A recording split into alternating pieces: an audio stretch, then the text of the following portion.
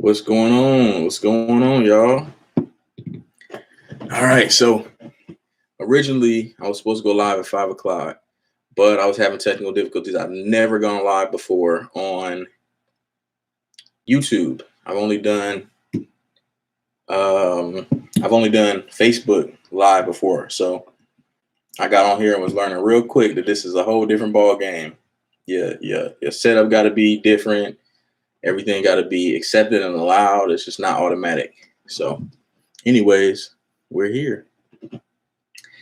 So the reason I wanted to go live is because I've been getting a lot of questions from um, male hygienist perspective and working, just asking some asking a lot of the same questions that I've already answered in other videos, and maybe I just didn't answer it well enough in those videos, or maybe they didn't watch them. So I just wanted to go back through and answer some of these questions that I've been getting. So if you are tuned in right now, I would appreciate if you said hey or something so I can know you're there while I look these up. I probably should have I feel like I should have some music playing or something in the background. What do y'all think?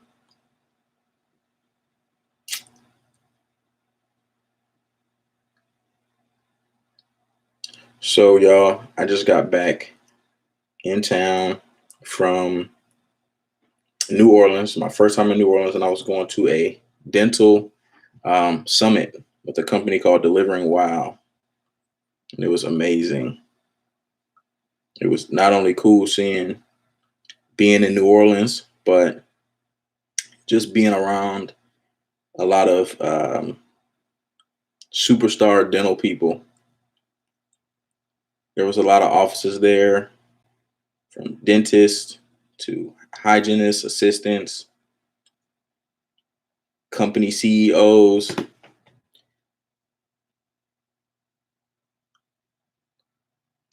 All right. I just want to give it a couple more minutes before I start answering questions to allow people time to get on here. Hey, Renee.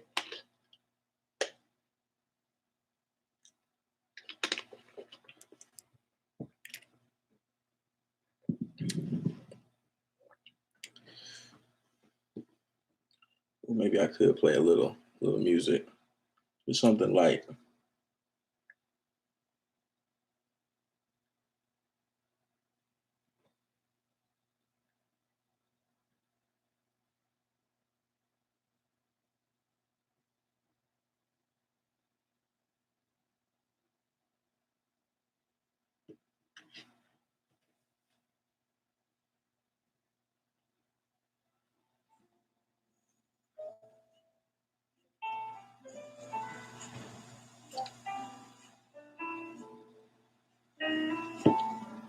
Y'all hear that?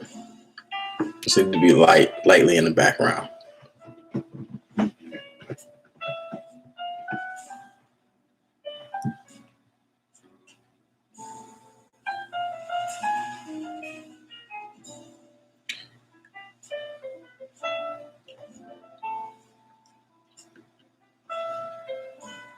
So what I've been doing is I've been just collecting different questions from people from YouTube and Instagram and some inboxes on Facebook. So I've been screenshotting some of them. So I'm going to go through and start answering some of the questions. And then if anybody on here has any questions about anything, feel free. So, all right. I got a question from DeAndre Graham. He said, hello, Chris. I have a few questions if you don't mind. What's the best advice for a male coming into the hygienist field? And what are some good questions to ask when I go to speak with an advisor about the program? Okay, so best advice for a male coming into the hygienist field.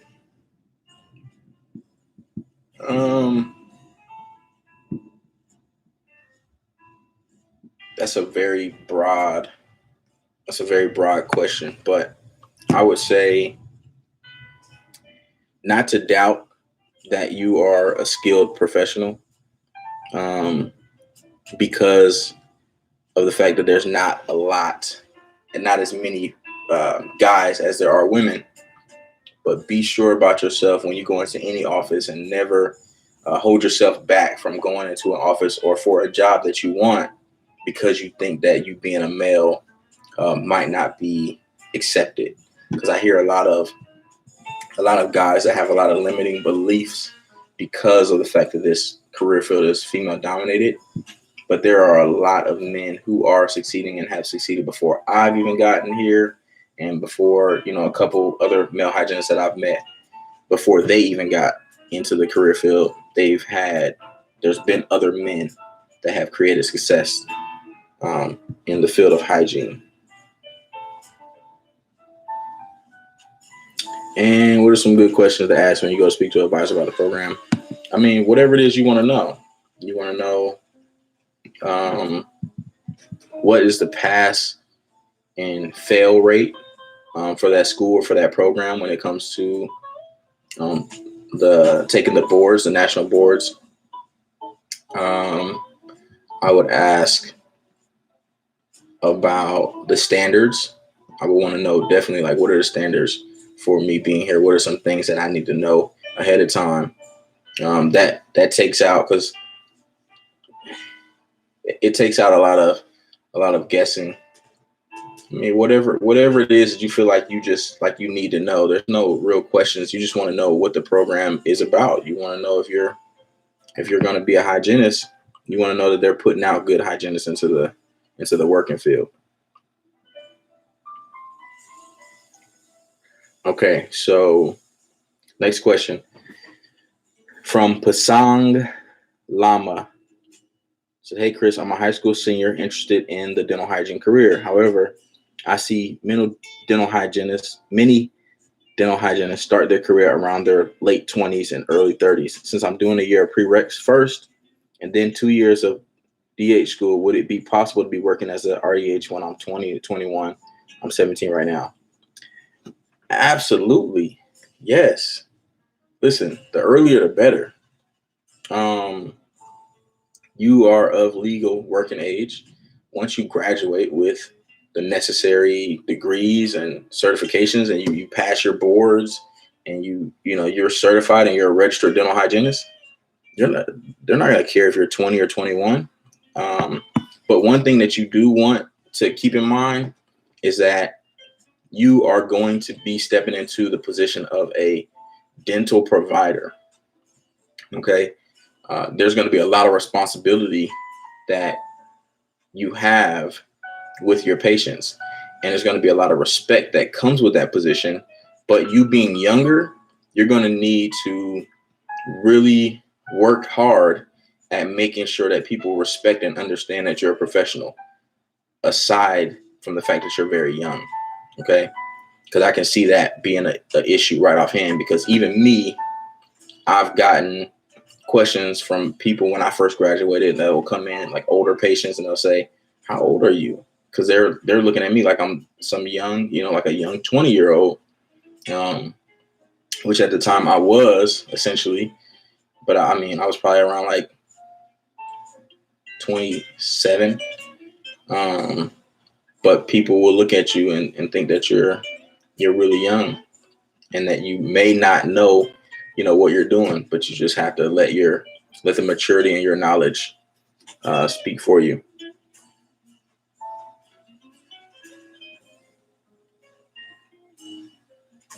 All right. Next question. So next one's from Matt Williams, or Matt Wilson. He said, "Hey Chris, I love your videos. I'm a future dental hygienist. It's great to see another male in this field. Are you thinking about dental school in the future? Do you see yourself doing dental hygiene long term? Looking forward to future videos." Hey, I appreciate you so much, Matt, for watching my videos, for enjoying them. And yeah, so when I came into becoming a dental hygienist, the goal was to use it as a stepping stone to become a dentist. Since that, process, since me becoming a hygienist and working, my goals have shifted. I presently do not want to become a dentist. I still think it's a great career field. It's just not for me because of what my goals are. My long-term goals is, to answer your second question, my long-term goals is to be a successful entrepreneur in the dental space. Okay. In the dental space and outside of dental space. I don't want to limit myself, but I really, really love the dental career, like just career field in general. And the community is amazing. Like, I try to explain to people that there's a difference. Like, there's literally a divide, right? On the left side, or this is my left, probably, you're right. On this side, you have the average dental life, right? Where you work in a practice and you only know or interact with other practices that you've worked in, right? And that's it. You buy the products that you like, and maybe you got a couple people you follow on social media that are also in the dental field, but your life mainly consists of just going to work and seeing patients, right? And you maintain, taking your CE courses or whatnot. Then there's this other side, right?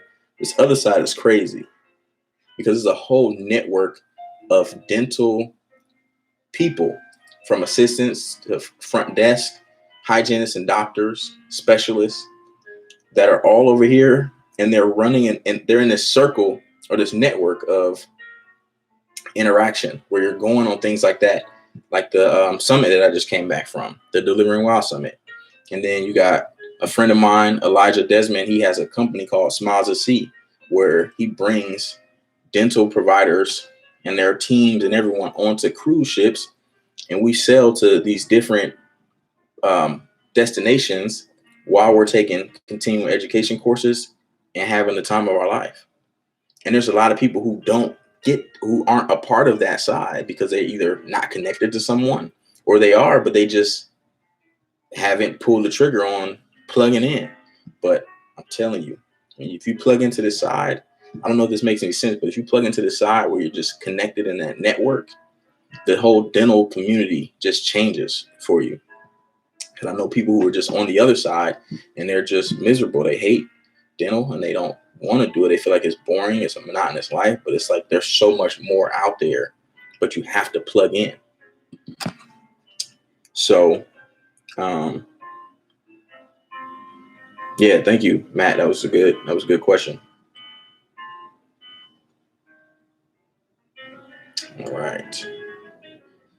All right. Next question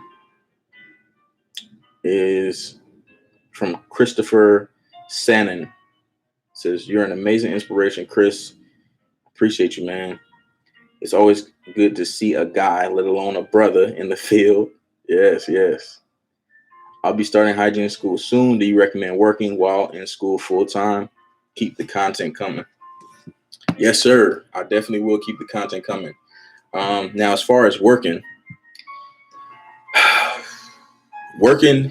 in school was very difficult. I'm not even gonna lie. In the beginning, it was easy because we only went to school half the day. I wouldn't even say half the day.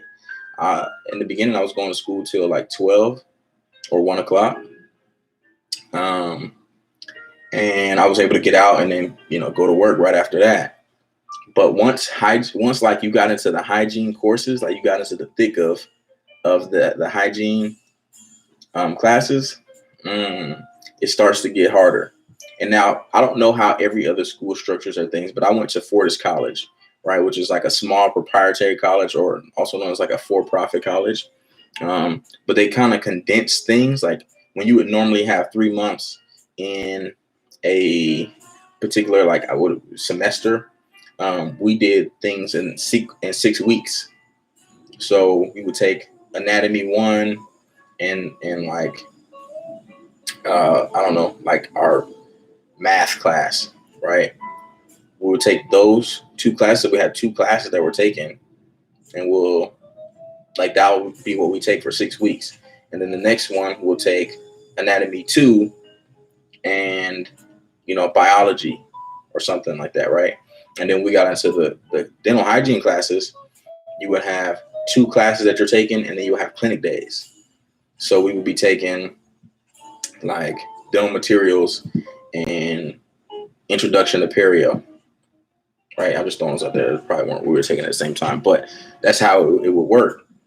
But you would be doing longer days because of the fact that you have clinic too. So you'd be taking the 2 classes, and then you would have clinic days. So we'll be at school from like 8 a.m., which really is like 7:30, 7 o'clock. So you can get your operatory ready and all that stuff. But we'll be there from 8 a.m. to 5 o'clock, which would really be like 5:30, because you got to break down the room, sterilize instruments, and do that whole thing. But for me, I was managing a spa for most of the time I was in school. And mind you, I'm a vet, so I was on school. I was going to school on the 9/11 GI Bill, and so I was getting paid monthly, like a housing stipend, and I would get like books and supplies stipend. Um, but I was working mainly weekends, so I would definitely just try to get it how you can, man, because you're gonna need to obviously still pay bills and live and survive. But it does get hard in hygiene school. So if you can have support of family and things like that, decrease some bills, that'll be really good. Hang on, I'm getting text messages. I got trying to go live and people trying to meet up.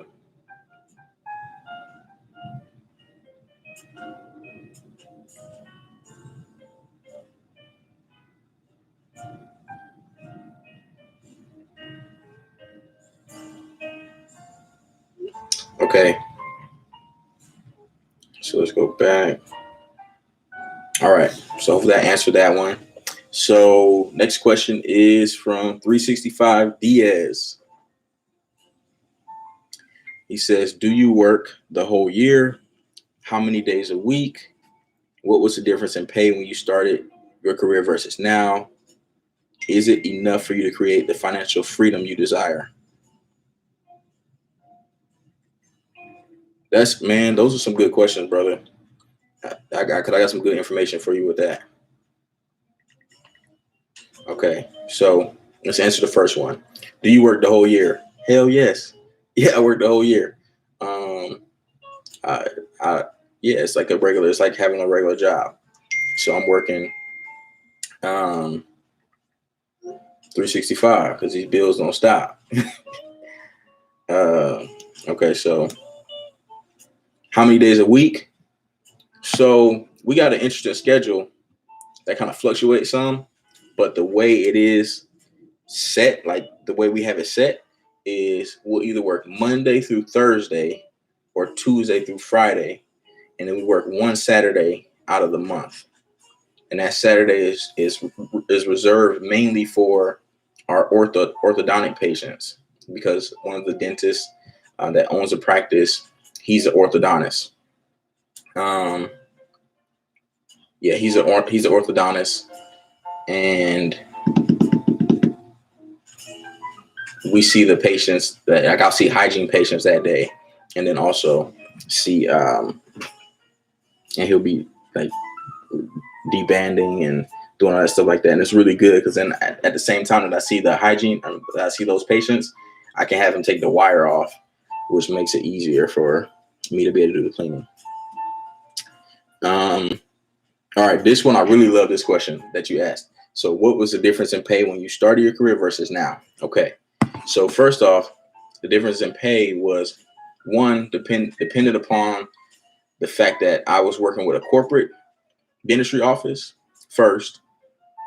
Now I'm working with a private practice. And when I worked for that corporate dentistry office, I was fresh out of school. I just wanted to make sure I was over $30 an hour. So I ended up getting 32. But I had benefits, and there was a 401k, and I mean there was a lot of benefit with that company. Now I'm in a private practice and I make 40 an hour. Okay, but I don't have benefits, but I do because I'm a veteran and I get my veteran my benefits through the VA. But the real difference in pay really has nothing to do. It depends. I would say it depends on who the practice you work for, but a lot of times it depends on your worth, that like how you value yourself and what you accept.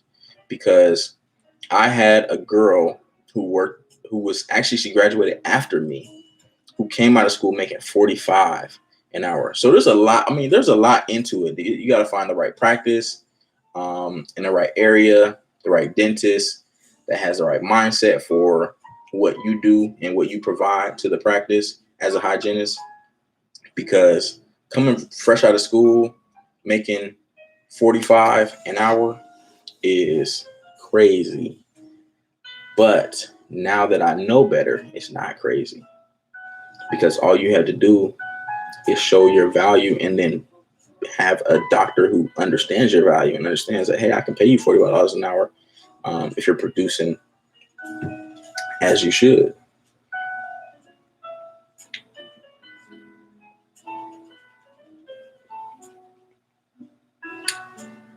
So, all right.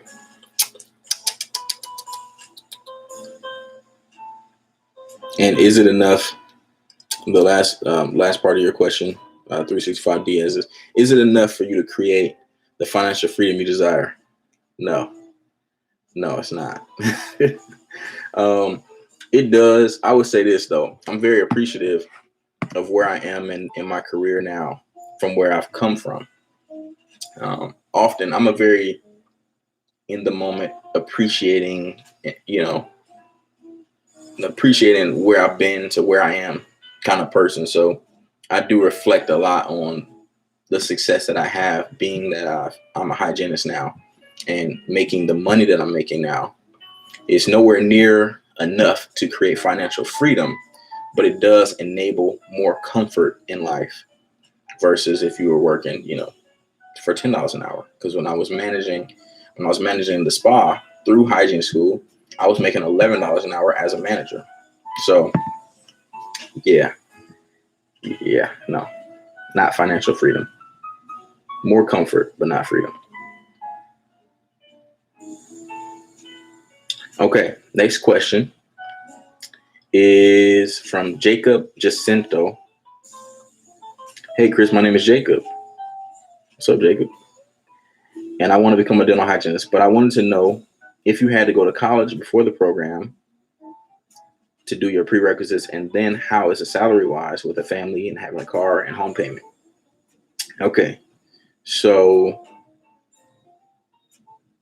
yeah, most dental hygiene programs are attended at colleges. So you'll take your prerequisites at the college, and then you'll be accepted into the hygiene program contingent upon you meeting their requirements. Um,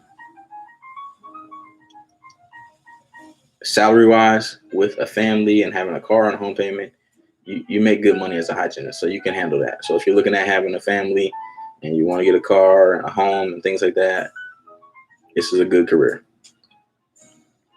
All right, next question.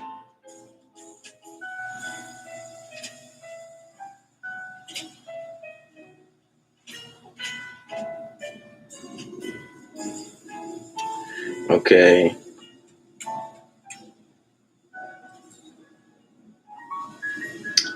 Nope, this we answered that one already.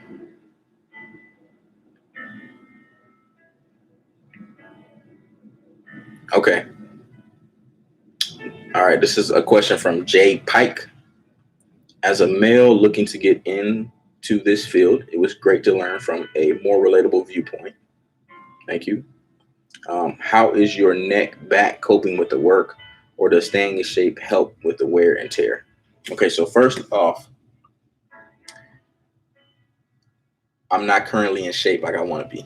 Okay, but I will say this: from years of weightlifting and building strength in different parts of my body, I feel like my body is more tolerant to this job.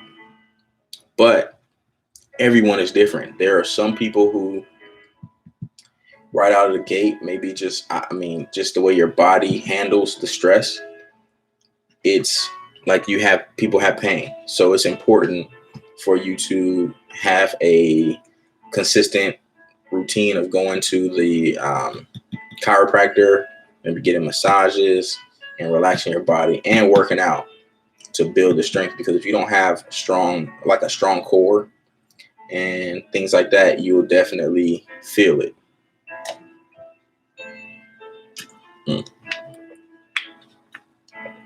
But I've only had one time that I really got into some real pain in my back, and it happened out of nowhere. I think I just bent down in this weird way, and there was a real discomfort when I would turn to the left, and I had to go in, and I thought, I was thinking the worst. I was like, yo, do I got a slip disc? What's happening? I went in, I got adjusted to one of those. I went into one of those regular franchise that say joint on them. I went in there and got adjusted, and that was good. The pain went away, and it never came back. But I was like, okay, I definitely need to make sure that I'm getting adjustments, because that pain was not something you just shake off. It was it was there. All right, we got a question that came in. Third Coast King, what's going on, brother? All right, so he said, I've been in the military doing this dental assistant for 10 years. I want to get out and pursue hygiene. Will hygiene school be hard? Okay, so look, so you're in the military. So I always tell people that, because I was in the military also. I was a MP in the Air Force, so known as security forces. Now, basic training, tech school, pre-deployment training, Afghanistan, the tour in Afghanistan. I feel like hygiene school was the hardest thing I've ever done, honestly. But it was the most rewarding accomplishment as well. And I think the military actually helped prepare me mentally for some of the mental games that you had to play being in a program, learning that the stuff that, civilians complain about is really not that bad, and being able to have a mindset to move through a problem versus becoming stagnated by them. But hygiene school was mainly hard because of balancing life. So I'm gonna tell you, brother, that was the hardest part of hygiene school. Learning material is the same with anything in life, right? Anything that you're not familiar with, it's always going to be a learning curve. It's always going to take you a little bit of time for you to grasp the concept. But, if you apply yourself, you'll be fine. But like I said, it's mainly balancing life. So it's balancing your bills with your studies, wanting to spend time enjoying life, but knowing that you got an exam coming up that you need to study for, or you need to be working on your typodont. The typodont is it's like a mouth that you basically practice your hand instrumentations on. But it's just balancing life, really, that makes it difficult. I was telling somebody that asked a similar question that, when I stopped being afraid to learn new things, or when I stopped being afraid to advance to something that was a little harder, was when I was in 6th grade going to 7th grade. And I was afraid because I was like, man, 7th grade, I'm going to be on this new hallway. We're going to be taking these harder classes. And I just really was in my mind making it seem like it was going to be so hard and difficult. But really, it's the same thing. It's the same. It's just new material. They're introducing something new, and you're not going to know it at first. And then you're going to study and practice things, and then you're going to know it. And you're going to, next thing you know, you're like, I'm a seventh grader and I didn't die. Right.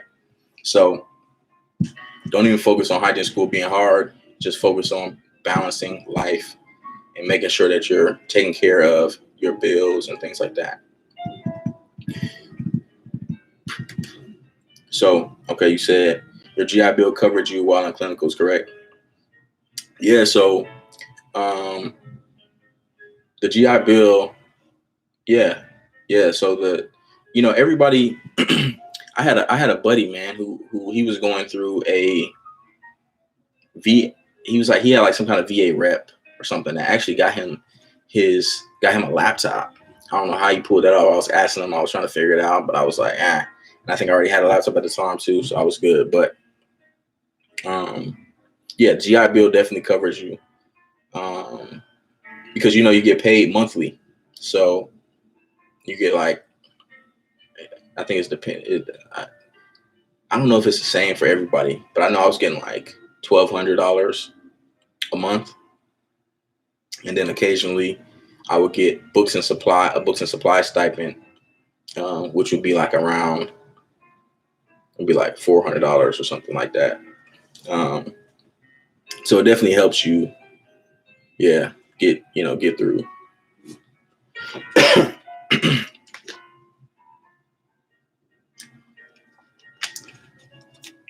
Chantal, hygiene school was really tough. I had to complete 4 years worth of work in 2 years to get my bachelor's degree. You really just have to learn to balance your time. Exactly. See, it's all about really balancing your life. That's the hardest part. That's what makes hygiene school to me hard. The material learning things is not hard. All right, third coach. He said, "How long was your program?" My program was like 2.5, 3 years. Now I'm gonna say you got something interesting. I don't know if I said it in my one of my YouTube videos, but I took a little longer because I failed out. I failed out because I was going through a lot. I was going through a divorce, and it was the life thing. This is what made it hard. I was going through a divorce, and at the time I was like at the peak of my class where we were doing a project, like a big project that had was weighed heavily on our grade, and then we had to do a final, which I couldn't focus on either. And I was also going through an eviction. So through our divorcing process left me without the other income that we had with her working. So I wasn't able to maintain the apartment on my own and got evicted, and I ended up failing out of that class. And the way my program worked was, if you failed a class, which was getting a C, if you failed out, you would be put out of the program. And you would have the option to come back with the next cohort if there was space available. And then also if you maintained, a good standing in the program, where, if you caused a lot of problems and things like that in the program, you weren't going to be allowed back in. But for me, that wasn't the case. So it really was just me having to wait the 6 months to come back with the next cohort behind me.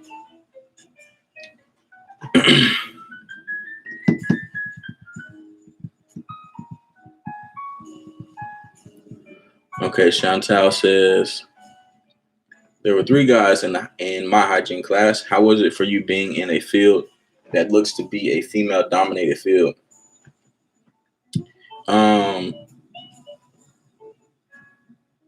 So at first, being a male in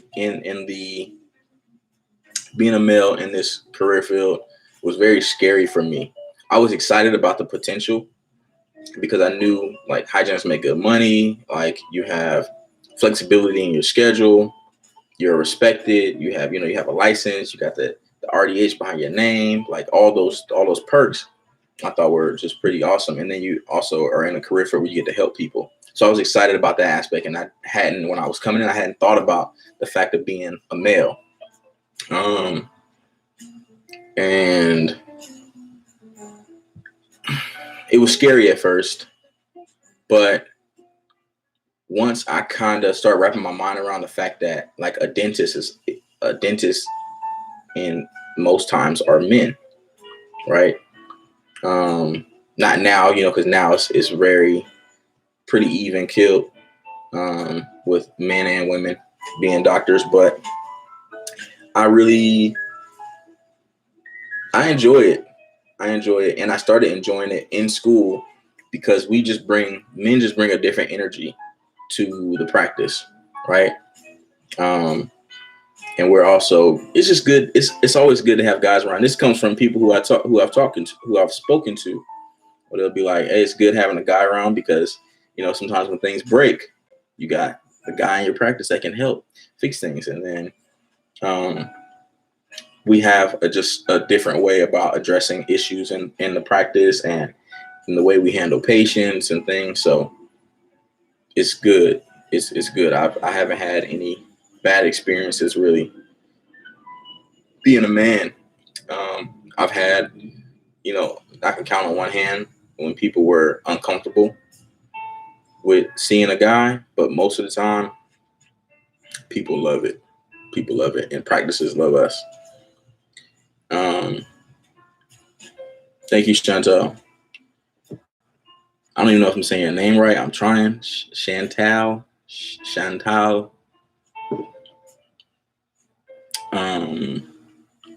Did you start? Okay, third Coach King said, did you start all over where you left off? Yeah, we start off where you left off at. So that's the reason why you got to wait, because at the school that I was at, they accepted 2 classes per year. So there will always be a class behind you that's 6 months behind. So when I failed out of my class, which was called cohort 7, so we were the 7th cohort to go through that program at that school.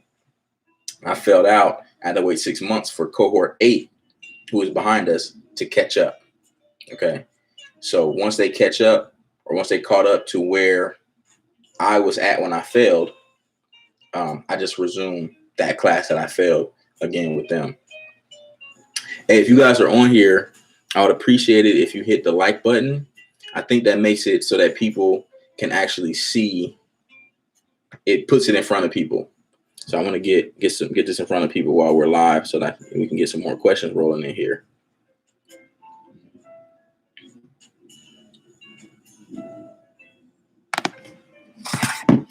Let me put it in this chat box, okay? Please like this live.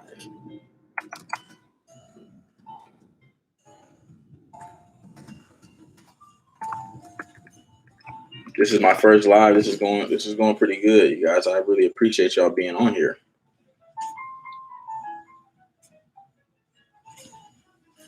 Okay. Third Coach King said, I'm a black 6'2" male, 6'2" guy. Will they hire me? Yeah, bro. Yeah, they're gonna hire you. I'm not 6'2", but I'm black. I got tattoos. I got a beard. My prior career was a cop. I was a military cop. So you're good, man. I got another buddy who was in hygiene school with me. He was in cohort 7 with me before I failed out. His name is Harold. He's about 5'10", maybe 5'11", bald, big black guy. He rocks a beard too. He has a super deep voice, like real deep. And like he's successful. He's out there. Like, yeah. Another buddy of mine, Elijah Desmond, I was telling you guys about, the entrepreneur. He's probably like 6 foot, maybe 6'1", and he was a hygienist. Like, yeah, man. Was it hard landing your first hygiene job? No, it wasn't. I got hired before I had my license. Actually, by my buddy, the one I just told you about, Harold, because he graduated before me, right? Um, he was contemplating going to this work for this company. He had reached out to him, and he ended up, because when you're in the process of looking for multiple jobs, you apply to different offices. So one of the offices he really wanted contacted him, and then the other office that he applied to contacted him as well. And he knew that I was waiting on my license, so he passed it along to me. I interviewed over the phone. It basically was like, when are you getting your license? And that was all she wrote. I went in for an interview. They liked me. I liked them. They had state-of-the-art equipment. Like, I was excited. So yeah, they hired me before I even had a license. Yeah, so to answer that your second question was, how long did it take to get picked up? Like, it was pretty instant. Okay, so can y'all share this? Can I share this? Let me see. Share.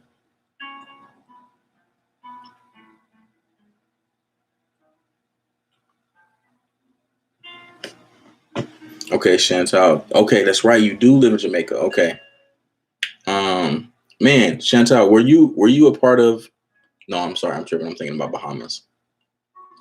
I'm probably going to be coming to Jamaica next year for a conference. The people who own this company, they're going to be having a conference in Jamaica. This is why I say, I don't know why I did that. Why did I just do that? Jamaica. Nah, but I would love to link up with you if when we do come out there next year. So you said we have little to no benefits here. If it's not too much to ask, what benefits do hygienists have in the U.S.? Benefits pertaining to what? Are you talking about, like work benefits, like medical, dental insurance, like provided through the workplace? That if that's what you're talking about, that's contingent on what the office and company you work for. Most of the time when you work for private practices, there are no benefits included. And instead, you probably make more per hour because of the fact that you don't have benefits. But like when I worked for that company I worked for, which is known as Pacific Dental Services, I had all that: medical, dental, 401k. Like they had all that stuff set up through their the corporate infrastructure, like that side of the company. You were able to set those things up.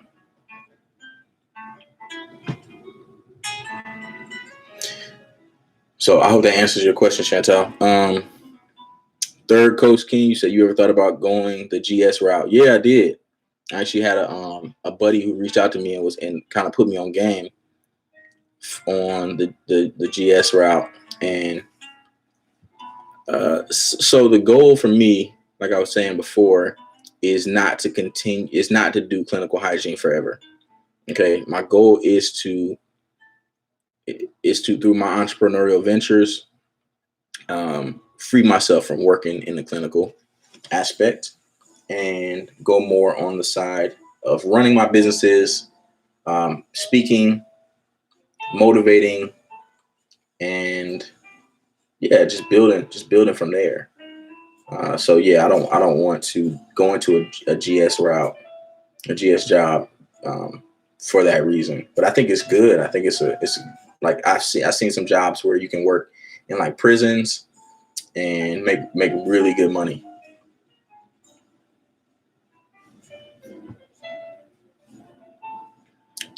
Hey, blessed and strong. Okay, we got somebody new talking now. So hey, blessed and strong. Do me a favor, make sure you hit that like button, okay, so we can get more people to see this live. Okay, so as you said, hey, I was a dental assistant and I loved it. I moved on to be a nurse, but now I would like to become a hygienist. Oh wow, that's really cool. So you really multifaceted. So you're gonna have a really good patient education and really good chairside manner. So that's really good. Um, I think that's awesome. Third Coast, I'm getting out of the military because I feel like I'm wasting my talent away. I have dreams and aspirations other than waiting on 20 years. Brother, that right there, that right there, man, I'm going to tell y'all, I remember being posted. So mind you, like I said, I was a cop in the military. So we had various different posts on the base and on the installation. And we guarded, a lot of our job was guarding high level property, right? Like planes. And guarding that sounds cool. Like, hey, I was guarding, multi-million-dollar aircrafts, right? But think of like we're sitting in a truck or a car just out on the flight line, just sitting there for hours, wasting your life. Like I remember having those nights when I was like, I gotta get out. I gotta get out of here and do something more with my life. I know that there's more, I have more purpose than this. So that's why I got out. I had to. I didn't feel fulfilled. There was momentary, times that I was very proud of my job and what it stood for, but the everyday action of it was just not fulfilling. Not the same way it is being a dental provider. Okay, so let me go back to here. So next question I have on here is from Hello, This Is For You. It said, where I live, it will take 2 to 2.5 years to complete dental hygiene school and get your degree. But would you be able to find a job afterward and work right away, or is there other stuff you need? So no, yeah, you would definitely, once you complete your degree and you take your board, which there's a clinical portion and there's a clinical portion, then there's a written portion, and then of course there's the school aspect. So those are the three main pillars, right, to become a hygienist. Complete your school coursework, then complete your national board, and then complete your clinical board where you see a board approved patient that you're going to clean and they're going to get checked and you're going to either pass or fail. Once you do that, you might have to take one more small test. It was like, I think I took like a little, like 20 questions online. It was like a jurisprudence, which you're talking about the ethics and laws behind, what you do. That, and you wait for your, you submit your application for your license, you wait, and then you get, and you wait for your license to get approved. And then now you're a hygienist and you can work. So good question. Hello, this is for you. All right. Next question is from Jelani Fizel. Do you wear long sleeves because you have to cover your tats? No, I don't. I don't have to cover my tats. My office is pretty cool about how I look and my tattoos. And I actually plan on getting all of these, all the empty space covered in tattoos. So, nah, I wear long sleeves because that's my swag sometimes for the day. Okay, next question is Asher IE. Is your career difficult? So that's a good question. Being a dental hygienist is not difficult. I don't think so. You have difficult and challenging times, like dealing with, ornery patients or dealing with people who have fears about being in a dental office. But really, none of that stuff is really difficult. I would say the most difficult thing about being a hygienist is seeing the patients who have all that black stain on their teeth from smoking or drinking tea. That's the most difficult thing. Like sometimes you might have a hard deep cleaning to do where they have all these hard deposits. But nothing is more taxing than somebody who has a lot of stain and you're trying to get that off.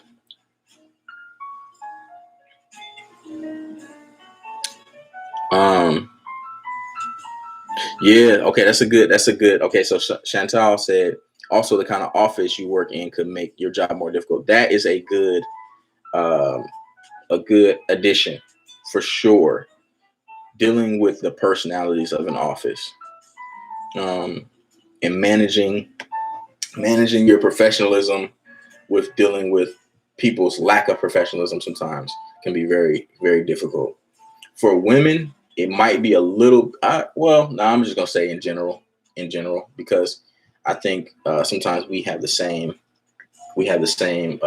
issues that you have to deal with when it comes to just office personalities. So that's definitely gonna be. Chantel said, "I love stains." You are not serious. You do not love stains. I don't know a hygienist that loves stains, unless it's those little light ones, you know. But them black tobacco tea bag, you know, just God, man, can't stand that. Okay, blessed and strong. What precautions do you guys take in office for different types of disease or viruses? So, blessed and strong. I don't know what you do for a living. I don't know if you're a hygienist or if you're planning to become one, but we have this thing called universal precaution, right? Means means that you treat every patient the same, right? So you treat every patient as if they have some kind of disease that you don't want to catch, right? So you want to make sure that your instruments are properly sterilized after using the patient and before using it on a patient. Um, you make sure that you're wearing gloves, eye protection, you know, you wash your hands, you know, it's universal precaution. Okay, you're a nurse, so you know. So we take all the same steps that you would take, you know, because I think in the nurse field, I'm sure you guys have the same standard of using universal precaution with all patients, treating them as if they have some kind of infection that you don't want to catch. But that doesn't mean that you treat them, you know, bad and you're standoffish. It just means that you wear eye protection, you put a mask on if you're going to be working on them, you wear gloves before you touch anywhere on their person, and your instruments are clean. Yes, good question though. Blessed and strong. All right, Christopher Sannon, what's going on? This is a new person asking a question. Yay! Do me a favor, brother. Hit the like button so that more people can see this video. Um, all right, how to best protect your posture and back while at work. Man, best way to protect your back and your posture is just that, is using proper posture. You know, making sure that you're sitting straight up, making sure that you're working from the correct angles, to see the teeth that you need to see. A big thing that they teach you in school is not being afraid and remembering to turn the patient to where you need them and not turn yourself into an uncomfortable position to be able to work. To be honest, myself, I don't always practice the best posture, but I correct myself. But a lot of times, it's just a bad habit that you start to develop. Um,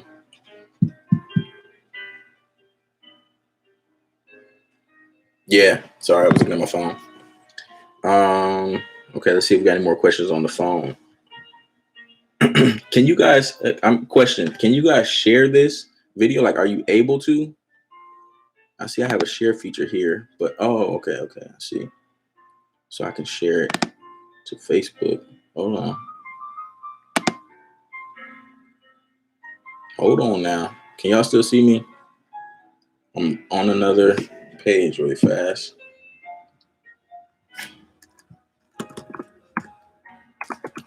We are live right now.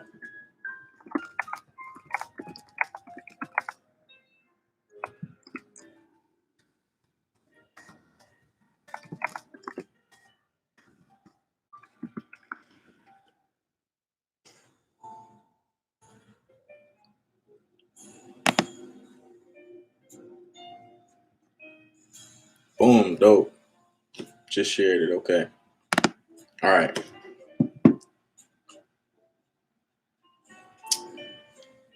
Yeah, Christopher. Hey, yeah, brother. Thank you, man. Thank you. I appreciate that a lot. Um, okay. I got some more on the phone here. I think this is the last one I got on the phone. I'm gonna check my Instagram too, though. Okay. Somebody. Okay. GC said, "Where can I order the black mask and gloves?" Good to see another brother in the field. So, hey, I just got the black mask and the gloves on Amazon, man. I just went on there just to look because the black mask and the black gloves, it just has like a real sleek look. I liked it, and it fit that character that I created, that Black Panther. Um, yeah, so I just got them on Amazon. Just went and looked on there, so that's where you can get them from. I need to start being better about. I need to start being better about doing those affiliate links and things, putting those in the description so that people, if you want to order stuff that I use, that I'll get better at it and start using those. But right now I'm just super laser focused on getting up to my 1,000 subscribers. So that is like my goal, to knock that out, because they say that 1,000 subscribers is the first. I mean, it's the hardest to get, and by the end of the year, I hope to continue to grow, make better content, things that you guys enjoy, you're learning, so that way I can get to that my ultimate goal, which is 50,000 by the end of the year. Okay, I got another question in here.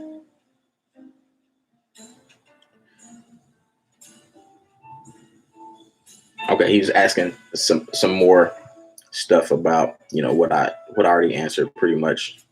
And this is why I want to do this live, because I was getting a lot of questions that were like overlapping, where it just be a lot of the same question coming from different people, and it's okay, because maybe you didn't see a video that I posted before, you didn't watch the whole thing or whatnot. It's okay, but yeah, that's why I want to do this live, so that people could hop on here, ask me directly, because it's a little bit harder when you're trying to you're pre-recording your answers to people's questions, when you can just have it's more conversational this way, so I can it's more natural. Okay, so we have, has COVID-19 changed your approach in the workplace at all? So interestingly, this hit of COVID-19 really, it was kind of building up and people were talking about it, but Wednesday night was when things just kind of made a sudden switch, and that's when they started canceling conventions. They canceled the NBA. Like that Wednesday night, I was packing to get on the flight Thursday morning at 6 a.m. to go to New Orleans for a dental conference. So I have not been to work since this whole uproar of everything. I was actually in New Orleans when things really started getting, real crazy. So tomorrow's gonna be my first day back to work. So we're gonna see how things go. We've been checking the schedule from New Orleans, and we've seen some people that have canceled, and actually been having some new patients who have been scheduling. So we're gonna see how it goes.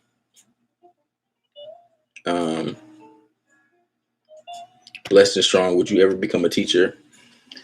I want to be a teacher in this capacity.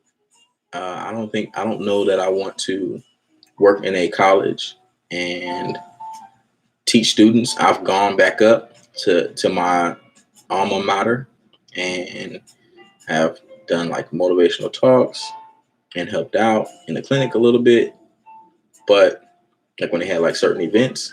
But to go back and work as an instructor, probably not. But I enjoy teaching from this aspect, from teaching from YouTube and helping people in this capacity.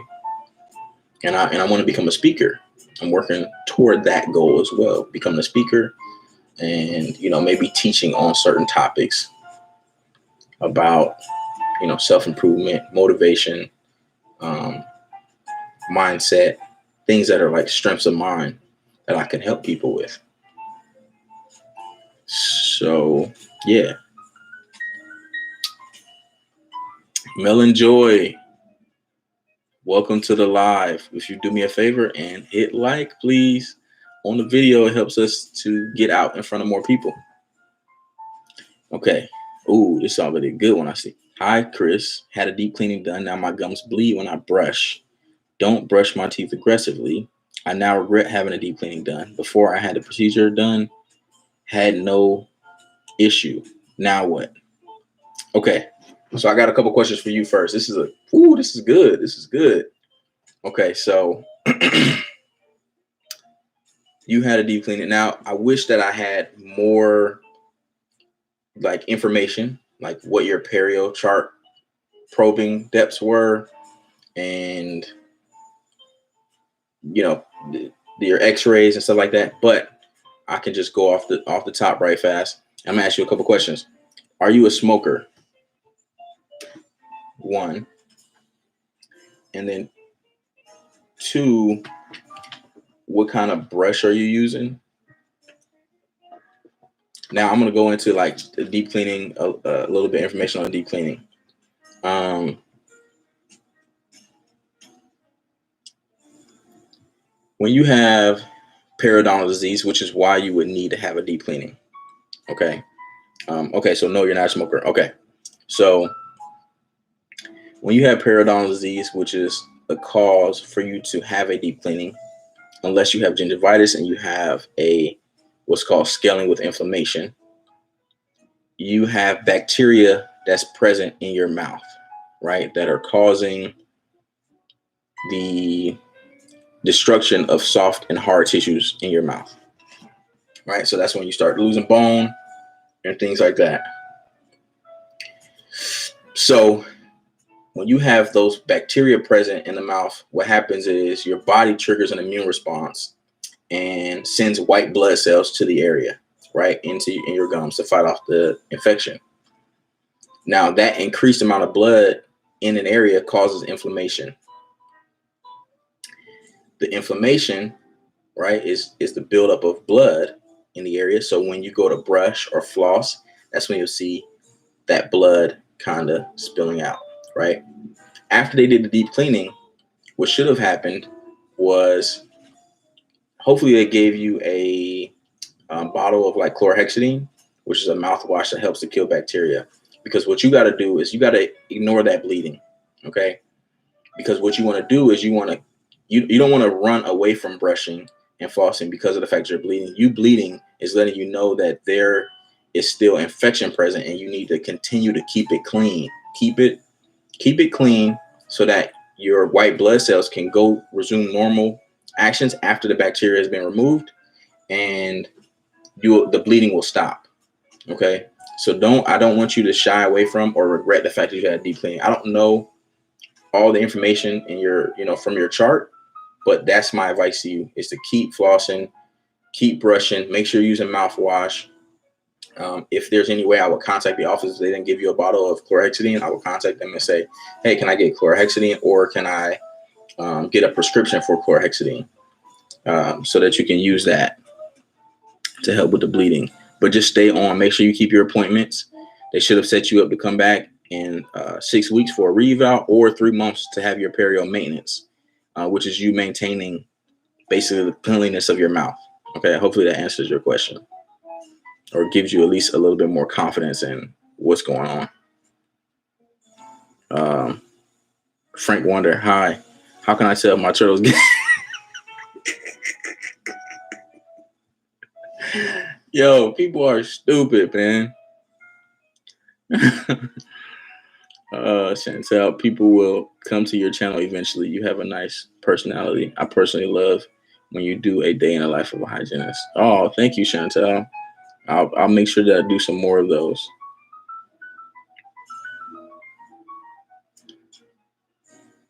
Blessed Strong said, we definitely need more of that. We need more of what? Blessed and Strong. Okay, Melon Joy, real quick. Key thing. You say you're using a medium. I'm assuming you're talking about your toothbrush. Always, always, always, no matter what, use a soft toothbrush. Okay. And to answer, if you had the question, or if anybody had the question of, okay, if everyone should always use a soft toothbrush, why do they create mediums? Because it's a company. Okay, it's a company, and if you put out that, um, it's supply and demand, right? If people are demanding medium or hard brushes, they supply it. They're not taking into consideration the fact that, you may be, because there's brushes used for different things as well. Toothbrushes are used for different things, not just cleaning teeth. People use them to clean weapons and floors, because we definitely did that in the military. So I wouldn't want to be using a soft bristle toothbrush on a weapon or a floor. But yeah, so always soft toothbrush, and it's good as using the water pick. Another key thing about the water pick is that does not replace flossing. Okay, it's a good adjunctive treatment to use at home to just better clean your mouth, but it does not replace flossing. Okay, so make sure you still floss. Christopher said, I've been teaching for 5 years. It's a socially rewarding career, but it gives you a modest lifestyle, hence why I'm pursuing dental hygiene. Oh, dope, brother. What are you teaching? Oh, okay. Blessed and strong. You said videos. Okay. Yeah. Thank you. Need more videos. Yes. That's always motivating to hear. What brush do you recommend? I can show you, but I have a Oral-B Genius. It's a power toothbrush. That's really good. I like it because it has a built-in pressure sensitivity monitor. So when you press too hard, it turns red. It lets you know to back off. It also has a nice power to it. It has different settings, so you can change the settings of like how much power. And then it has a built-in timer, so you can always guarantee that you're getting your 2-minute brush in, which I love, because it's hard to gauge how long 2 minutes is if you don't have a clock.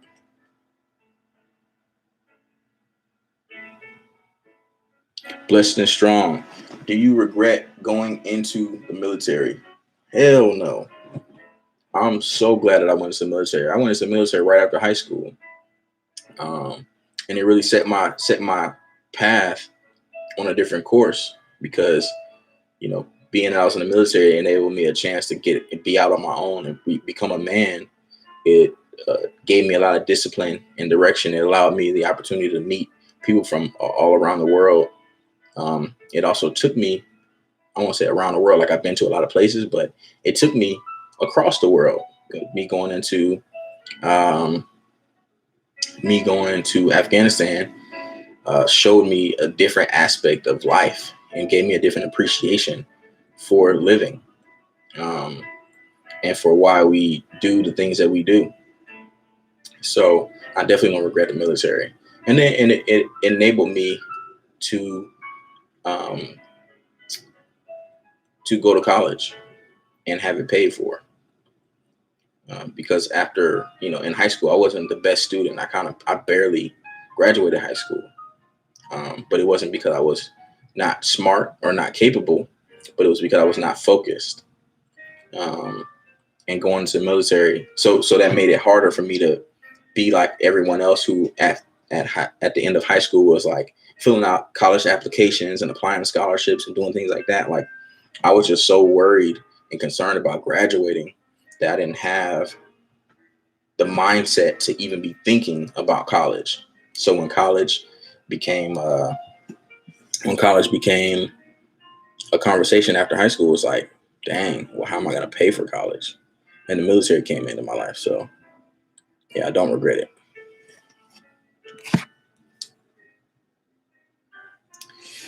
All right. Let's see if we got some more questions.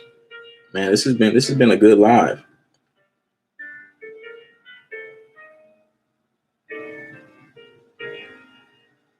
This has been a really good live. I'm very appreciative for you guys that are on here right now. This really means a lot. This is my first ever live on YouTube, and because of you guys, I feel like it's a success. Like, I really didn't know if I was going to have people actually get on. So I'm just want to show appreciation for that. Thank you guys so much. I want to stay on a little longer so that I can keep answering questions if you guys got them.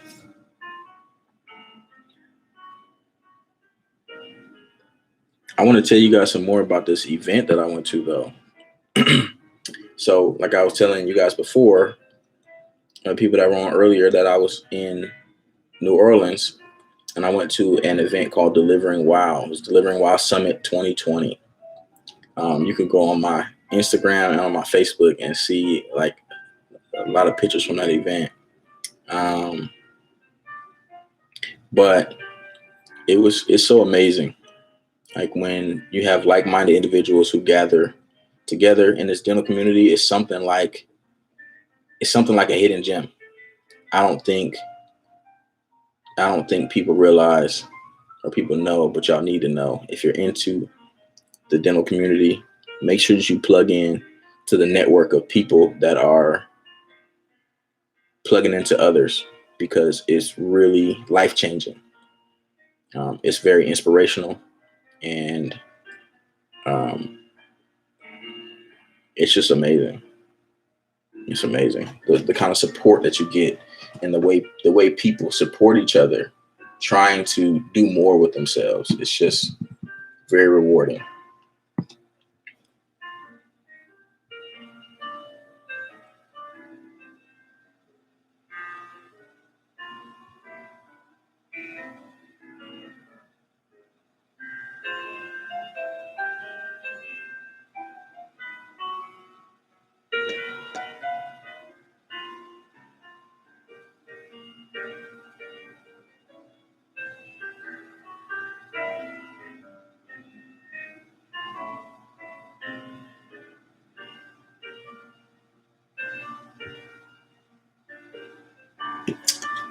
All right, Victoria Neller, how you doing? Welcome to the live. Sorry, I was responding to a text message. What's your opinion on fluoride? Oh, that's a good question. I love that you asked that. If you would do me a favor, Victoria, and hit like on this video or on this live, so that we can get it in front of more people. But yeah, I'm gonna go ahead and answer your question. So, my opinion on fluoride: I love fluoride. I think fluoride is very beneficial. I don't, as a dental provider, what I try not to do is I try not to push my beliefs on anyone, right? But we do have science that backs the things that we do. And even science, sometimes you have to question, right? But I stopped questioning the science behind fluoride, or my questions really were answered when I had a patient in my first year of practicing hygiene that came in, and his background was that they lived in a they didn't have city water. They were still living off well water, which, if anybody knows, city water has fluoride put into it, right, by the government, because of the need for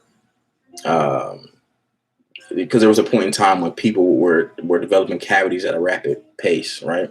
So their option, when they partner with public health, was to include fluoride into regular city water, so that it would, give a little bit of fluoride to help the cause of decay, right? But there are communities that live off well water, where their water is not attached, obviously, to city water, so they don't have fluoride in their water. But I had a kid that came in, and I mean, he was probably like 7 years old, 6 or 7 years old, and he just had rampant decay on all his teeth. And it really, like, I was like shocked, right? Like, man, this is a lot of, like, I expect, a kid, his kids are reckless and they don't brush, they don't take care of things properly, right? So I'm expecting for him to make, he might have a cavity or something, that's cool. But I mean, on every tooth, that was just, it makes you look at the parent like they're neglectful, right? Like, they're not making sure that their child is being taken care of. So I remember pulling the parent into the room, into our consult room, and getting ready to talk to her about the decay. And immediately when I started talking, she said, she stopped me. She was like, I'm just going to stop you right now and tell you do not offer me fluoride because we're not getting fluoride. Right. And mind you, when you're in the dental field, you can sometimes diagnose things without actually going in the mouth. Like you can see, when people talk, what's kind of going on. So when she was talking, I immediately seen that her teeth were not taken care of. And it upset me because here she was aggressively stopping me from talking to her about his decay and the fact that he needs to be on some prescribed fluoride. And she was clearly ill-advised to what fluoride did, because if she'd known, her and her child would not have the dental condition that they have. Now, that's not to say that you have to have fluoride, otherwise you're going to have a lot of decay. Like, hey, if you don't want fluoride, that's fine. I'm not going to push it on you, because I know that some people believe that fluoride calcifies your pineal gland, which affects your third eye. And some people believe that fluoride in the long term causes Alzheimer's. But I don't believe that. I don't believe that it blocks the third eye or access to things, because I feel like I'm woke, just like the next woke person, right? But yeah, I don't have any limiting beliefs on fluoride. I think it's very beneficial and helpful, and I do use fluoride myself.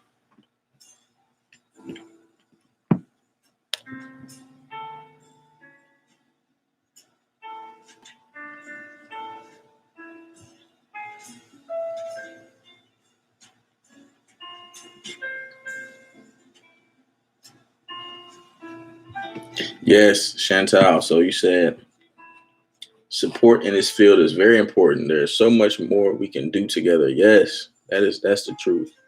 That is the truth.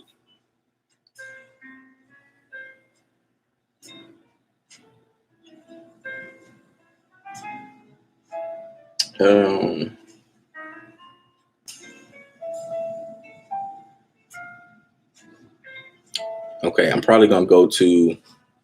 We've been on here for an hour and 17 minutes. Wow. See, time flies when you're having fun, right? Man.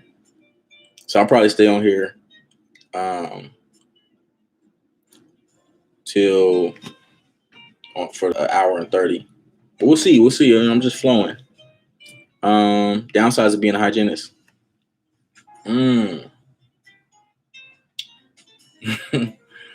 Downsides. I mean, there's a lot of downsides depending on what aspect of being a hygienist you're talking about. For me, man,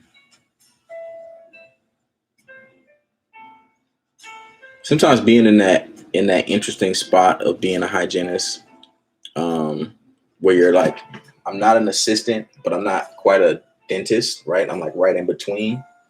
And it's not to say, like dental hygienist is above, because I like offices like our office.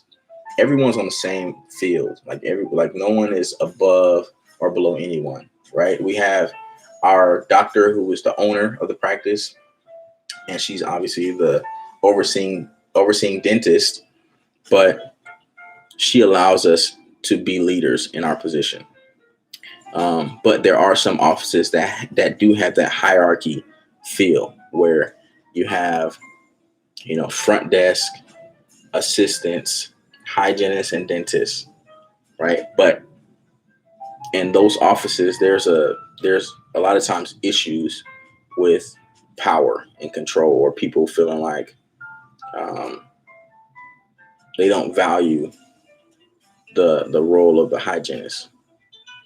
And those are offices I would say to not be in, right? That goes without saying, but Don't find yourself in one of those kind of offices, because it'll put a bad taste in your mouth for the profession.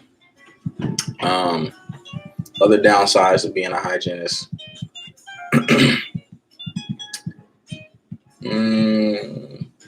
I would say, like I was talking, I talked about this already. Like I did like pros and cons or something on not the pros and cons for temping, but I talked about this in my last Q&A because someone asked that. But being a dental provider, right, it's different than working a job where somebody else can like really like do your job. Like somebody can step in and do what you do, because when you're not in the office or when you're scheduled to see patients, like those patients are expecting to see you. When you can't, it's like harder to just call out, right? Now, of course, if you got to call out, you can't make it. If you got corona and you can't make it, you can't make it, right? But it does like hit the job and the practice harder, because there's patients on the schedule that were coming to see you, right? It's not like, like if you were at a fast food or a restaurant or something like that. Like if you were supposed to be the hostess for that night, somebody else just gonna be the hostess, right? Somebody's just gonna step up and be the hostess. Like the assistant can't hop in and be the hygienist, right? The front desk people can't hop in and be the hygienist. Like you have to have someone who's licensed, trained, and a professional in that position who can see the patients. Now, of course, the dentist can do it, but a lot of times dentists have their own schedules as well, right? So if you don't show up, all your columns of patients don't have you. That creates a lot of pressure around being available in the office. So I would say that's a downside, but it's also cool because you're a valued member. So a valued part of the team that's not easy to replace. Although you can definitely find somebody to fill in for you if you need to take off. It's very easy to do that. Yeah, Chantal. Yeah, like right. That's why I try to dial it back. Like she said, I hate feeling like there are levels because people start feeling undervalued, and we are all important. Yes, that is very important message to push. Actually, when I was in hygiene school, I was the president of the Student American Dental Hygiene Association, and I was also my class president until we got away from doing the class president thing. But one of the things that I pushed that I didn't see happening was the assistants in our school were not in the clinic as much as we were in the clinic. Excuse me. So I seen an opportunity there, and I was like, "Hey, I went to," because I was I had a lot of open communication with the program director of the dental assistant program, and I said, "Hey, let's do a collaborative effort here, and let's start allowing the assistants to come and help us see our patients. That way, they get actual clinical experience, and they're not going from the classroom to a doctor's office and being kind of thrown in the fire." Which I thought was very important, and so we did. You started seeing some hygienists talking with assistants and saying, "Hey, you can come in. I'm seeing a patient on this day. If you want to come and help me set up and break down and suction and help me perio chart and do things that you would do in the office, so that you actually get that clinical experience." I think that's important. Yeah, Chris. Yeah. I'm gonna upload this live to my channel for sure. I'm glad you're seeing value in it, brother.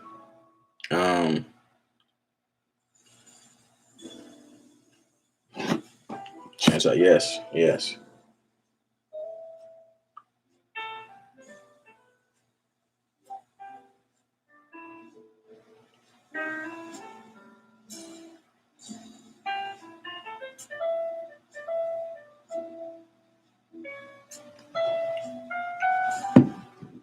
What else we got, y'all?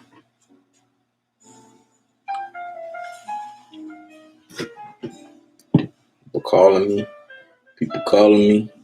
Look, what nobody calling me all day. Nobody called me all day until I get live. I'm getting text messages and calls and everything.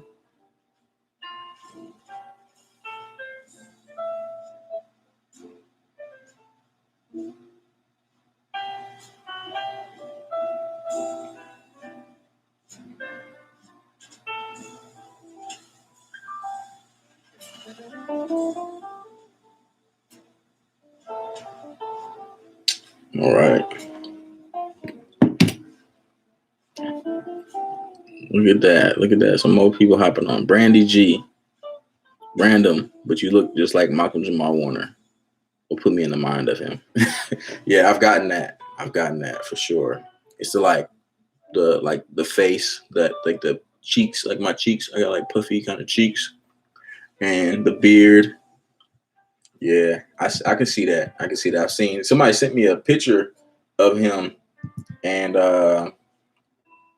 he has scrubs on. Like I guess he's in a show. I forgot what it's called, The Resident, and he was in scrubs. Somebody thought it was me. They sent it to me. I was like, "Yo, is this you?" And I looked at it right quick. I thought it was me for a second too. I was like, "Oh no, that's Malcolm Jamal Warner. That is not me." It was funny though, but I've gotten that a lot.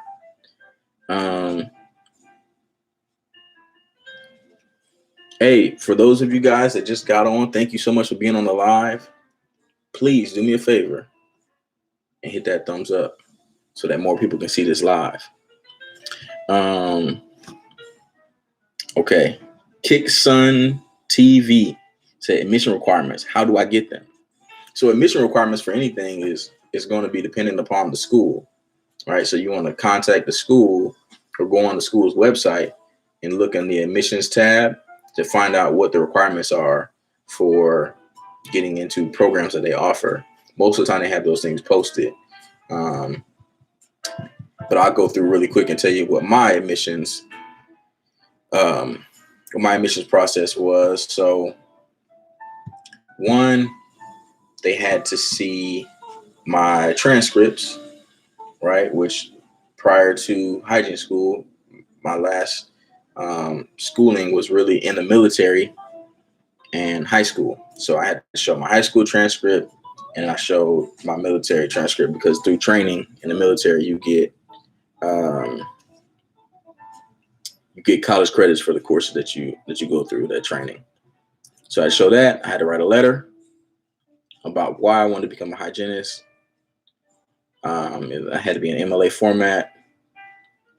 Then what else? I had to interview, and I had to take a HESI examination, which was like a hygiene entrance something. It was basically like the basic general subjects like math. I think it was a little science, reading comprehension, and I think it was like a writing aspect too. But yeah, had to take that and go through all those steps. But you had to pass the HESI too, not just take it. You had to pass it, and then you just wait to see if you get approved. And really, what they're trying to do is they're trying to see if you have what it takes to potentially pass into the program and pass the program. Okay, Melon Joy says, what's your take on individuals brushing with baking soda and toothpaste?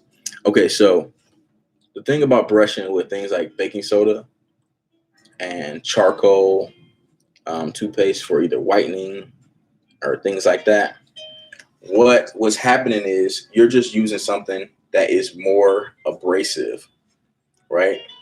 Using something that's a little bit more abrasive on the teeth. So something more abrasive is going to remove superficial stains or stains that are on your teeth, which will cause you to have more of a clean feel and remove stains so that things look whiter. So that's my take on those. I don't think it's wrong, but I would say not to use it often. Like, don't use it all the time, because something more abrasive over time will cause more damage. Let me turn this light on. Starting to lose my natural lighting. Chill. I don't have corona. Just talking a lot dries out your mouth, okay?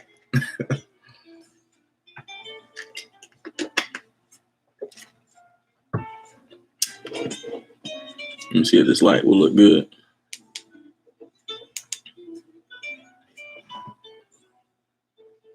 Yeah, I think that's cool. Okay. So Melandro, I hope that answers your question. It's more abrasive, so prolonged use of it could cause damage. I wouldn't use it all the time. Chantal, talking about, yes, you do like him. Okay. Is that a good thing or a bad thing, Chantal?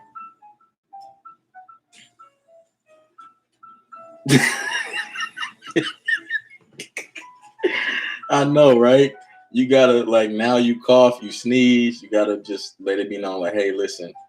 But really, you say that out of reflex, but you don't know. You don't know. I think they say it takes like 2 weeks for it to set in. It's funny. Chantal, you're in Jamaica. So are you guys, what's going on in Jamaica with the coronavirus? I want to know what's happening out there.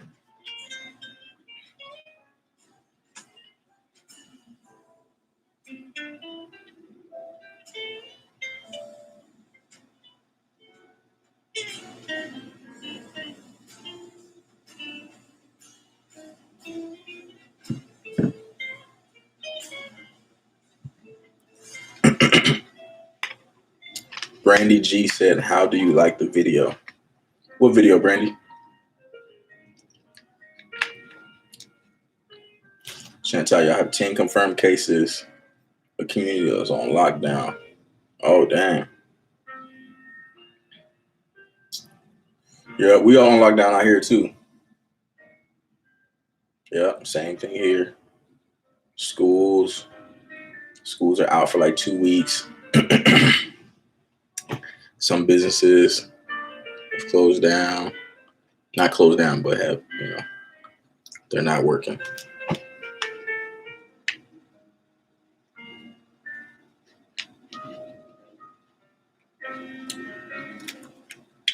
Yes. Yeah, I was saying share this video, like this video. What state are you in? I'm in Georgia.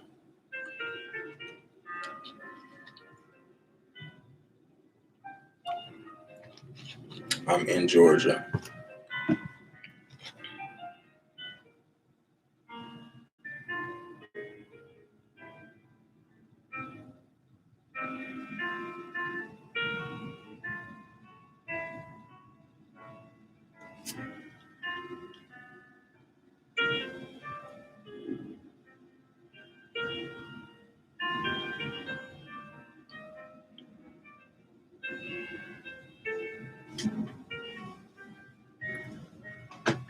Brandy G said, I just finished hygiene school. Congratulations to you, Brandy.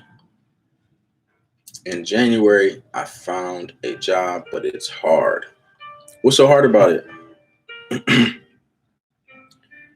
Hard as in no one wants to help me. Oh, what do you mean? Like the assistants aren't helping you? Typically, the hygiene job is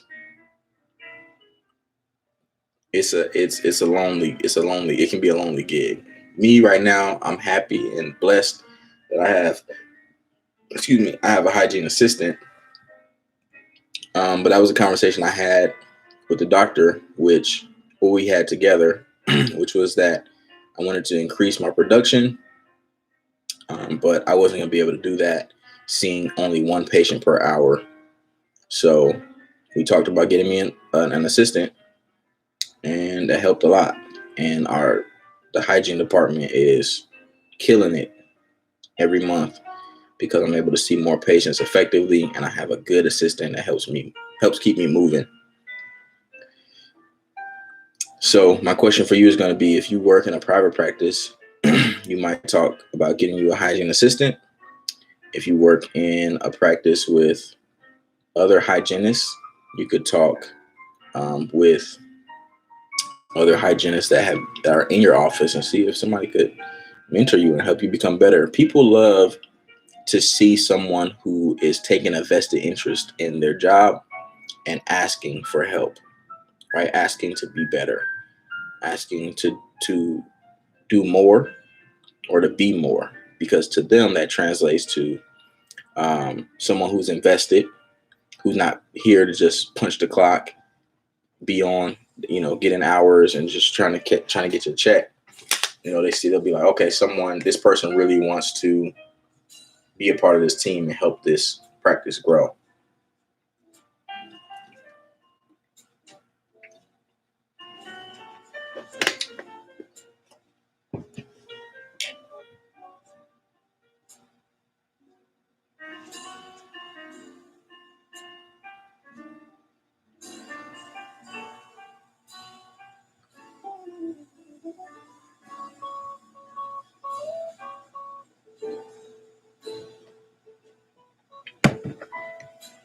Anybody have any other questions about anything?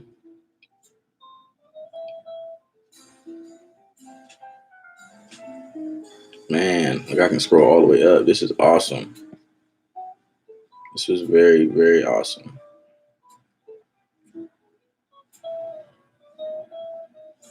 I was wondering if y'all could hear the jazz.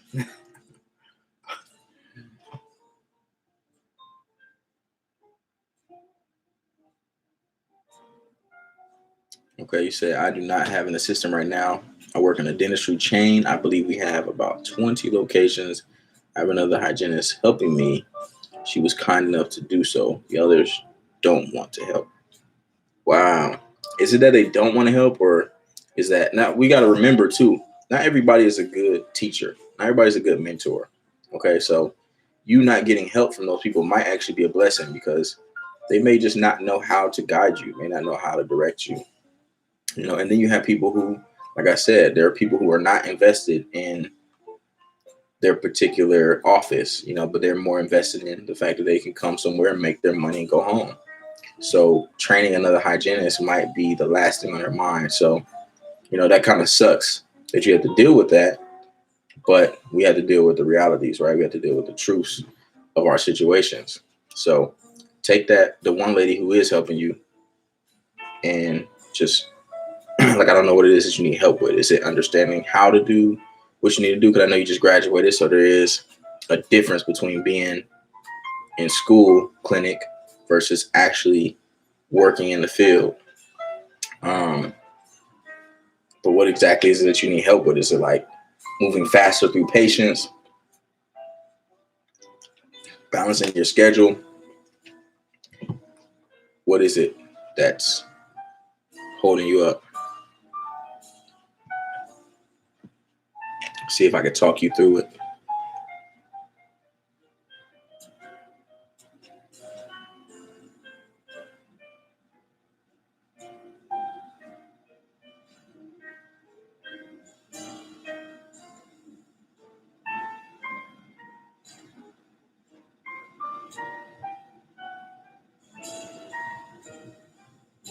See, this is awesome right here. So here's an example already of like what I was saying about the support in the dental community, because I just met some people out at the conference that I just came back from.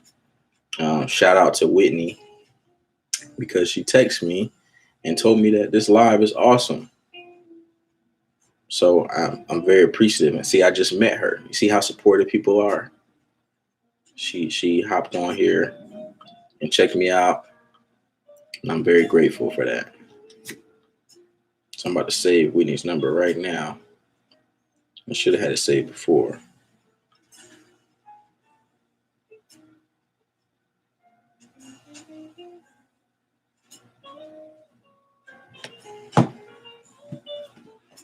All right. All right, Denise G. Williams. Welcome to the live. I don't know if you were already here, but if you weren't, please hit that thumbs up. I want to at least get to 10. Like, let's get to 10 likes at least. Like, we're doing good for my first live. Like, I'm really appreciating this. But let's set some intentional goals here. Let's get at least 10 likes up there. Okay, Denise G. Williams. Some people are just selfish, I find. Because you say you are a hygienist, you're supposed to know what to do, but some practices are different. Yeah, that's very true. That's very true. Chantel said, I agree with Chris, Brandy. Take the help from the one person that is actually helping you. Not everyone wants to see you win. That's a fact. But don't let that be something that you carry on your shoulders either when you come to work. Act act accordingly, but don't, you know, don't harp on the fact that, people, because you just never know what people are dealing with. And my mom always also taught me a closed mouth don't get fed. So just make sure that, if you voiced that you needed help and they weren't willing to help, then those are the people that you don't want help from. And you should be thankful that they said that to you instead of sabotaging you or, putting you in uncomfortable positions. So, yeah.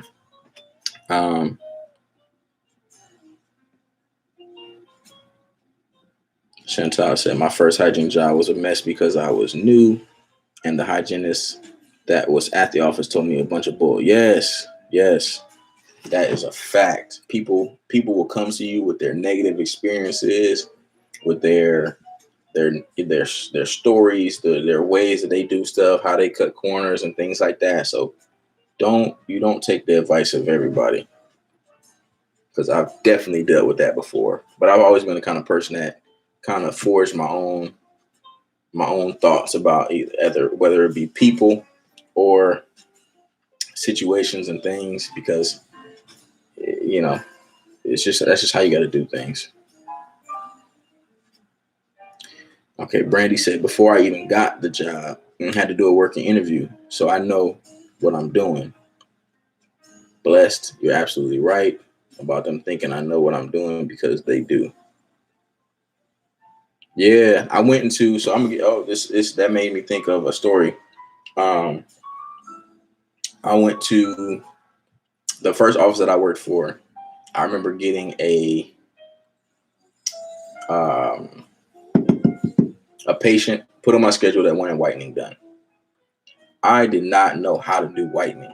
Okay, the whitening we did in school was we just made whitening trays and then we gave them a gel, right? But I never did an in-office whitening. So they had this person on my schedule say, hey, you got a whitening at this time, which was in maybe like an hour or two. And I was like, yo, I don't know nothing about this product. I don't know how to put it on. I don't know nothing. I had to go YouTube it real quick. I couldn't believe it. I was laughing. I was like, wow, I'm really YouTubing something right before a patient comes in here for me to do on them. Like, that's crazy. And that was not good, because, when you do whitening treatments on patients, you got to barrier the gums, right? And then, you apply the whitening and stuff like that. And since I wasn't trained properly on it, there was little, spaces where, I should have had it covered up more properly. And the patient, the gums she was getting, I don't know if y'all have ever done whitening before. If that whitening gel touches any soft tissue, it will blister it, right? The blistering goes away after a little while, but it's not comfortable and it's not pretty. So the first patient I did whitening on, first off, she was like hella sensitive walking. I felt bad. Like, I didn't know what I did wrong, but she was walking out of there like, you know what? There's also, when you some of the whitenings, you have to mix them together, right? So you have to mix the solutions together to create the whitening gel. So I think I might not have mixed it enough. I don't know. But this patient, she was like, after I did 3 20-minute sessions on her, letting it sit there, she was like clenching, she was grabbing her face. I'm not trying to laugh, but reflecting back, thinking about it, it's funny. But then I was like, really like, I hope I didn't mess her up. You know what I'm saying? But see, that's what happens. You get thrown in the fire. Nobody's training you. Nobody's helping you. If I was to go back, I should have said something that somebody should have said. Nah, I'm not trained on this, so I can't do it. Somebody else gonna do this. Doc, you're gonna have to do this. Like, I wouldn't do that again if I could go back and give myself advice. But the mindset I was in, I just started working here. Like, I'm like, I want to rise to the occasion. I don't want to be somebody who's saying, I can't, I don't know how, right? I want somebody that to be like, I want to be that person that like, okay, Chris, he gonna get it done. You know what I'm saying? But I should ask somebody.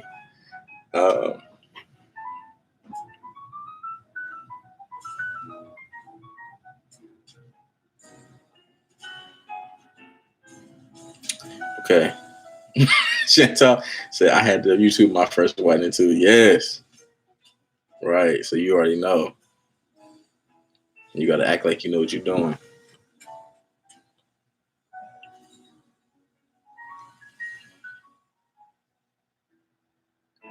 That's good, Brandy. I just read your, about the older hygienists and, your mindset about not judging them. That's awesome.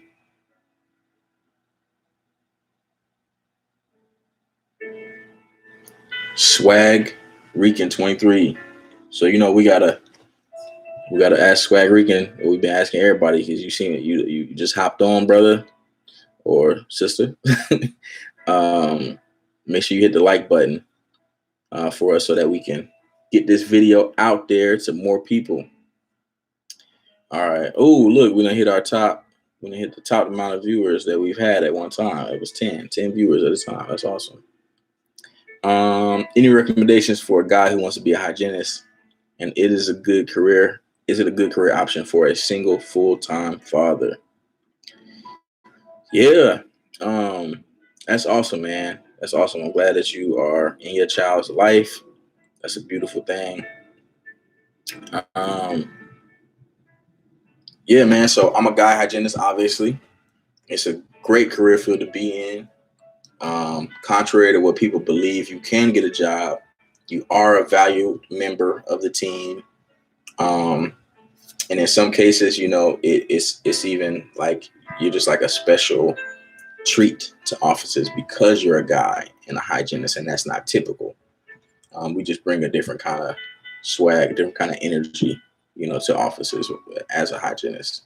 But yes, it's absolutely a good career option for a single full-time father. Now, going through school is going to be a little bit challenging. And depending on the age of your child, I would just say, try to get help with taking care of your child while you're going through school. And then when you get out of school and you become a hygienist, it's just going to be just like any other person that has a child and is doing it on their own. You just got to make sure you have good, after school care, and make sure you get a job that supports the fact that you need to get out at a certain time, which you can absolutely do. You can work at offices that, they get out at 4 o'clock. There's even some offices that have like 24-hour days or shifts and things like that. Like I have a friend who works at an office where her schedule is very flexible, and they're a 24-hour like dental office. So yeah, you definitely got options, man. It's a good career field. You can make a good living working as a hygienist and provide a good life for you and your kid.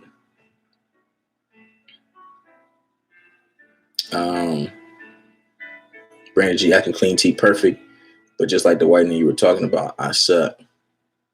Yeah, so whenever you have products that your company is pushing for you to use, all you got to say is the simple sentence: I need to be trained on using this product if you want me to push it and have successful conversions of case acceptance, pretty much. And when you say that, I need to be trained, like that's something that offices should do. So they should offer training. And then you could even, as a hygienist, you can even step up to the plate and you can contact the company and you can actually have the company send out a representative to come and train your office on how to properly use their product. And they'll be more than willing to come out, do a lunch and learn and everything. They'll buy your whole office lunch, and just so that they can talk to you about their product, because obviously they want you to sell and push their products, and they want you to be educated enough to do that confidently and effectively. So that's something you can do, Brandy, and you definitely gonna get them older hygienists in the office looking at you like, who she thinks she is, but they gonna respect it though, because they're gonna get a free meal, and then the people like the dentist or the owners of the practice is gonna see, hey, this girl, we might have something with this one, So yeah, you could definitely take that route, Brandy. Hey, we reached our like. Look at the word. Look at manifestation. That's why I got this. Look, I don't know if I can see this. I just got this tattoo when I was in New Orleans. It says manifest, because I believe in that. Speak it, and the universe will find a way to make that happen for you. Right? That's my word, manifestation. Manifesting the things that you want in life. I'm not gonna start preaching to y'all, but yeah, that's awesome. Because I was just like, look, we're gonna do that. Let's hit 10. Shoot, should I say let's hit 20? No, I don't know. We already been on here for almost 2 hours. Let's do 10 more minutes, and then I'm gonna hop on. This is a long live. It's starting to get dark outside, but I'm enjoying y'all company, and I'm enjoying y'all questions.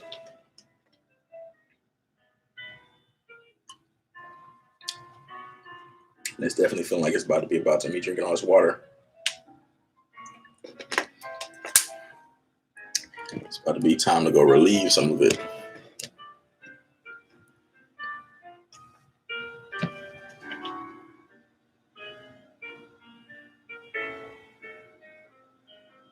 Let me see. Let me check on here.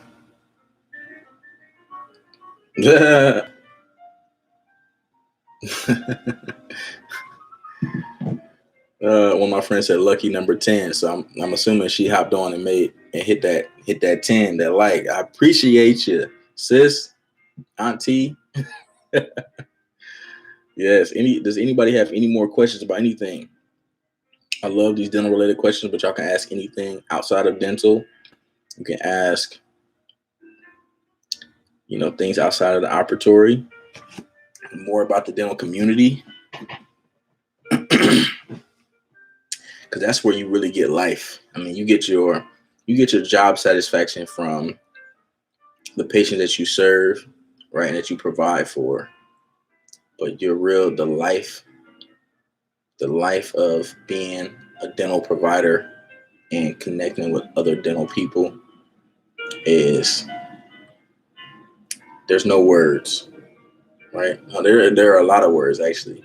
Motivation, inspiration, supportive, loving, lifelong friendships, newfound families.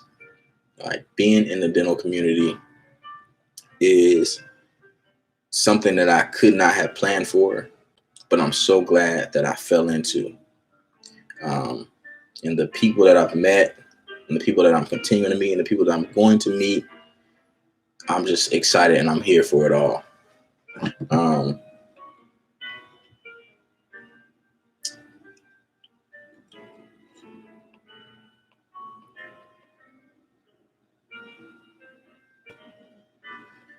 checking to see if we got any more questions that came in on other platforms.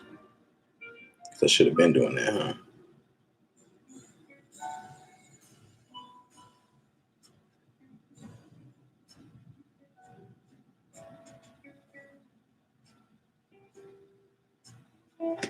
Bye, Chantal. Thank you so much for coming on. I appreciate you, and I look forward to meeting you in person one day.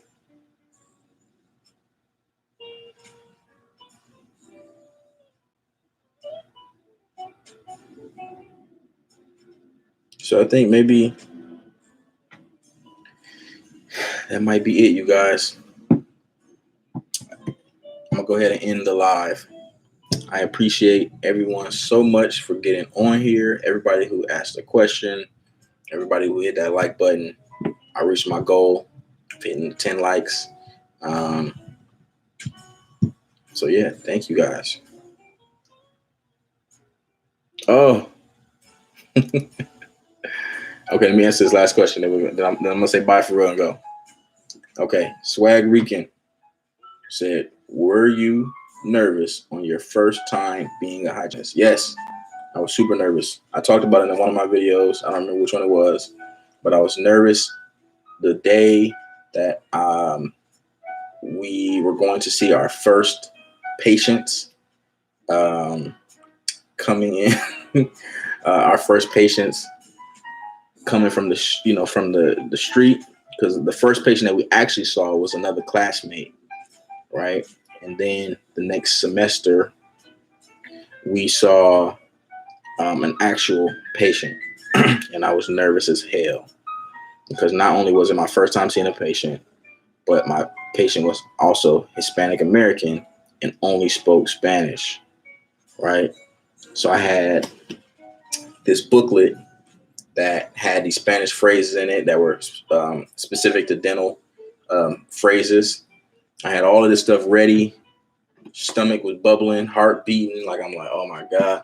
And I hope that she don't see me when I walk out here, see my tattoo, see my beard, and just runs for the hills. That's how I was thinking the worst. And then she no-showed. So I got all ramped up, riled up for her to no-show. But after that, I had a really cool patient and things went well. I was hella slow, but I made it through. So yeah.